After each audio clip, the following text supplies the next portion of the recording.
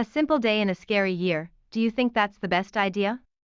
Britt asked, not realizing her voice was carrying into the kitchen. Why are you in the carport? Sam asked. You can't stay here, she insisted. Britt's back was to Sam while she spoke. Why are you talking to your car? Also, if you are not driving, I think staying here is the best place for your car, not the car. The doves, they're back and now they are trying to make their nest where my windshield wiper is, Britt moaned. Sam went up behind Britt to hold her while he looked. Being a foot taller than her, he could definitely multitask and get a hug in while he was witnessing the newest scandal of the week. It's not a big deal. They'll figure it out when you go for a drive. I can't do that to them. Britt looked up at Sam concerned and he could not help but chuckle. Do what to them? He asked. Britt's voice had some gravity to it. I'm not going for a drive today. I can't let them get that far into making their nest and then destroy it. They're already running out of time. Sam's chuckle turned into a laugh now. How do you know that they are running out of time? Because this is their third attempt. Third.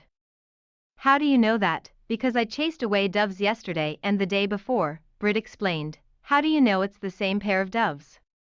Sam asked. Yesterday I cleared away a nest out of our sculpture of a turtle shell. I don't know how they thought they were going to fit in there. Definitely not a smart choice, Sam agreed. And then the day before that, I stopped them from making a nest on top of the air conditioner. Britt gestured towards the air conditioner in the kitchen window. Sam went over and noticed a toy T-Rex standing on top of it. He went to go pick it up. Britt grabbed his wrist. You've got to leave that there. Sam tilted his head, waiting for an explanation. I went on Google to see how to keep birds from making a nest on top of an air conditioner. Britt started. Information on Google is that specific? Don't tease me. You know it is. Britt continued her explanation. Anyway, they said that I should put something like a fake owl up to deter them. Well, I did not want to buy a fake owl just for this, so, Sam smiled and put the toy back. Yep, that dinosaur is pretty scary. It's been working so far. Britt frowned with a look of don't try me, which just made Sam want to ask more questions. None of this tells me why you are so certain this all happened with the same pair of doves, Sam said. Britt looked at the doves on her windshield, pondering her answer. All doves can't be this stupid. I'm guessing that these two are like kids of the dove world, completely clueless on how to survive. That's why they are making so many mistakes. Sam went behind Britt to hug her again. Britt sank into the hug, just watching the birds. I'm guessing you're missing your preschoolers? Sam asked. I'm happy that they are not getting sick. It's important that they are safe. It still doesn't stop you from missing them. Sam said, teachers are designed to teach.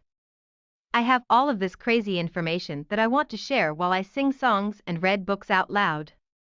We were working on writing our names before the lockdown, Britt lamented. I am happy to hear all of your crazy information.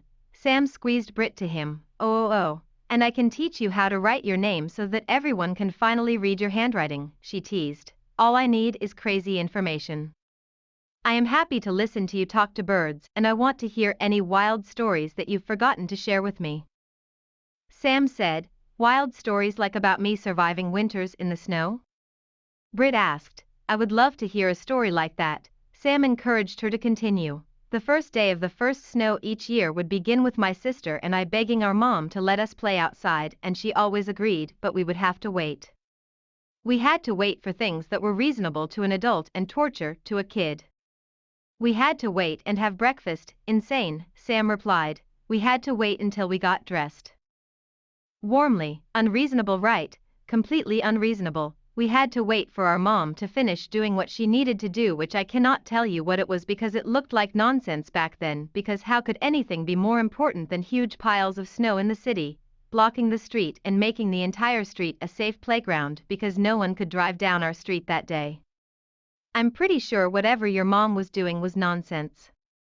Nothing is more important than snow. Sam agreed. We would get outside. Britt gestured what she saw, finally entering a white blanket of bliss with just the barest hints of what was on our street. After exploring for a moment, my sister and I would always be drawn to the street lamp that was 10 feet away from our 2-story building. We would see Một ngày đơn giản trong một năm đáng sợ, bạn có nghĩ rằng đó là ý tưởng tốt nhất? Britt hỏi, không nhận ra giọng cô đang truyền vào bếp.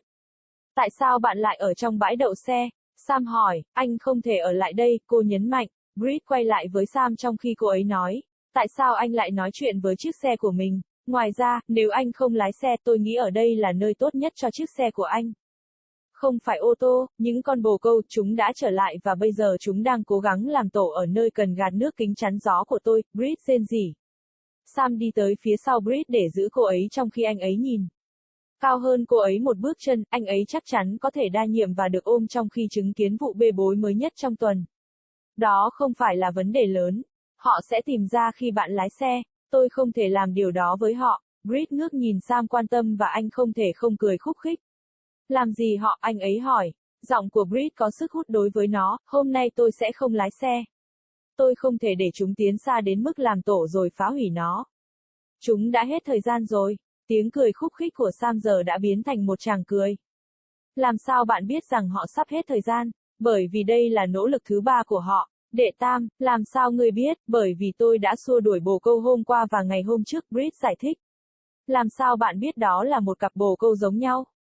Sam hỏi, hôm qua tôi đã dọn sạch một cái tổ ra khỏi tác phẩm điêu khắc mai rùa của chúng tôi. Tôi không biết làm thế nào họ nghĩ rằng chúng sẽ phù hợp với trong đó. Chắc chắn không phải là một lựa chọn thông minh, Sam đồng ý, và ngày hôm trước tôi đã ngăn chúng làm tổ trên nóc máy điều hòa nhiệt độ, Britt ra hiệu về phía máy điều hòa không khí ở cửa sổ nhà bếp. Sam đi tới và nhận thấy một T-Rex đồ chơi đang đứng trên đó. Anh ấy đã đi để đi lấy nó. Britt nắm lấy cổ tay anh ta, bạn phải để nó ở đó. Sam nghiêng đầu, chờ đợi một lời giải thích. Britt bắt đầu, tôi đã lên Google để xem cách ngăn chim làm tổ trên máy điều hòa nhiệt độ. Thông tin trên Google có cụ thể không? Đừng chọc ghẹo tôi, bạn biết đấy, Britt tiếp tục giải thích dù sao thì, họ nói rằng tôi nên đặt một cái gì đó giống như một con cú giả để răn đe họ. Chà, tôi không muốn mua một con cú giả chỉ vì cái này, vì vậy. Sam mỉm cười và đặt lại món đồ chơi. Đúng vậy, con khủng long đó khá đáng sợ. Nó đã hoạt động cho đến nay. Britt cau mày với cái nhìn, đừng thử tôi, khiến Sam muốn hỏi thêm. Không điều gì trong số này cho tôi biết tại sao bạn lại chắc chắn rằng tất cả đều xảy ra với cùng một cặp bồ câu, Sam nói. Britt nhìn những con chim bồ câu trên kính chắn gió của mình, cân nhắc câu trả lời của mình, tất cả những con chim bồ câu đều không thể ngu ngốc đến mức này. Tôi đoán rằng hai người này giống như những đứa trẻ của thế giới chim bồ câu, hoàn toàn không biết cách tồn tại. Đó là lý do tại sao họ làm rất nhiều sai lầm, Sam đi sau Britt để ôm cô một lần nữa. Britt chìm vào trong cái ôm, chỉ ngắm nhìn những con chim. Tôi đoán bạn đang nhớ những đứa trẻ mẫu giáo của bạn. Sam hỏi, tôi rất vui vì họ không bị ốm. Điều quan trọng là họ được an toàn. Nó vẫn không ngăn bạn nhớ chúng, Sam nói. Giáo viên được thiết kế để giảng dạy. Tôi có tất cả những thông tin điên rồ này mà tôi muốn chia sẻ trong khi hát các bài hát và đọc sách thành tiếng. Chúng tôi đang làm việc để viết tên của mình trước khi khóa học, Britt than thở. Tôi rất vui khi nghe tất cả thông tin điên rồ của bạn, Sam siết chặt Britt với anh ta.